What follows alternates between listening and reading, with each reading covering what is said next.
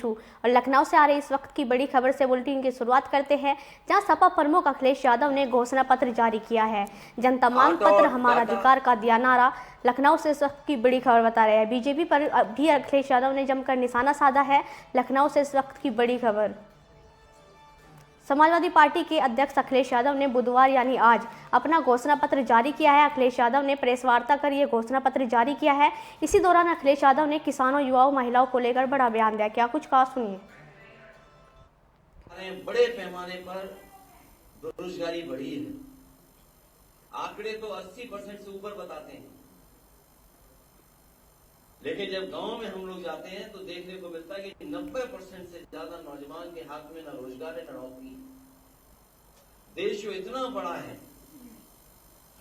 संसाधन की कोई कमी नहीं, लेकिन उसके बावजूद भी इतने बड़े पैमाने पर बेरोजगारी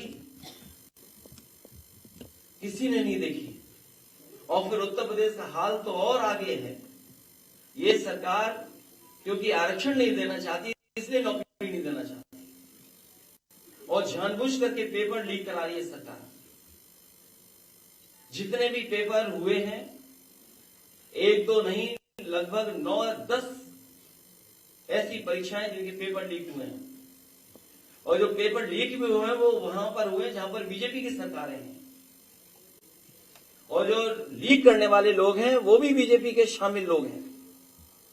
इसलिए भारतीय जनता पार्टी ने जानबूझ करके पेपर लीक कराए उत्तर प्रदेश में, जिससे नौजवानों को नौकरी और रोजगार न देना पड़े। आटा और डेटा का अधिकार।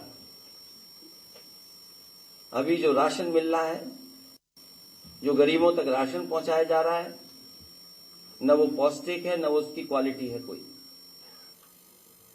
गरीबों को केवल राशन इसलिए उपलब्ध करा दे रहे हैं कि बस उन्हें भोजन मिल जाए, लेकिन जब तक पौष्टिक भोजन नहीं मिलेगा तब तक उनका स्वास्थ्य बेहतर नहीं हो सकता, वो सोच और समझ भी नहीं अच्छी हो सकती है। इसलिए आटा और डाटा का अधिकार की बात इसमें हम लोग कर रहे हैं। अखबारों के माध्यम से, कुछ और माध्यम उससे जो जानकारी मिलती है, भारत का कुछ हिस्से में बहुत ज्यादा सीमाएं सिकुड़ रही हैं और इस सरकार ने जानबूझ करके अग्निवीर लाने का काम किया है। और अग्निवीर व्यवस्था इसलिए लाई है सरकार क्योंकि जो हमारे गांव के परिवारों के बच्चे जो चले जाते थे, उनकी आर्थिक और सामाजिक दोनों पहलुओं पे उनकी तरक्की हो जाती थी, खुशहाली आ जाती थी, उन्हें सम्मान मिलने लगता था।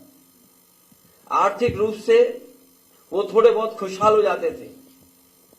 उनकी अगली पीढ़ी अच्छा पढ़ लिख लेती थी, नौकरी अच्छी पा लेती थी। इसलिए जानबूझ करके कि गांव गरीब के बच्चे पढ़ ना पाए, आगे न बढ़ पाए, ये अग्निवीर व्यवस्था लाने का काम किया है। इस विजन डॉक्यूमेंट में समाजवादी पार्टी और हम सब का मानना है अग्निवीर नीति को समाप्त किया जाएगा। सशस्त्र बलों में नियमित भर्ती एक बार फिर से शुरू की जाने का काम होगा। और डर तो यह है कि अगर बीजेपी के लोग दोबारा आ गए, अभी तो आर्मी में ये किया है 4 साल की नौकरी, हो सकता है उत्तर प्रदेश में पुलिस पीएससी की जो नौकरी है वो 3 साल की कर दें। फसलों के लिए एमएसपी की गणना स्वामीनाथन फार्मूले के तहत हो, और जो फार्मूला दिया गया है C2, उसी के तहत किसानों को एमएसपी मिले। इसके अधिकार की बात ये विजन डॉक्यूमेंट करता है। इस देश के किसानों ने बहुत आंदोलन चलाया।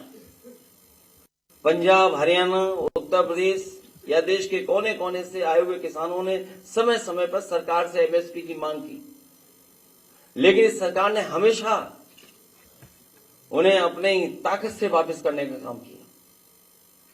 समाजवादी पार्टी इस बात को मानती है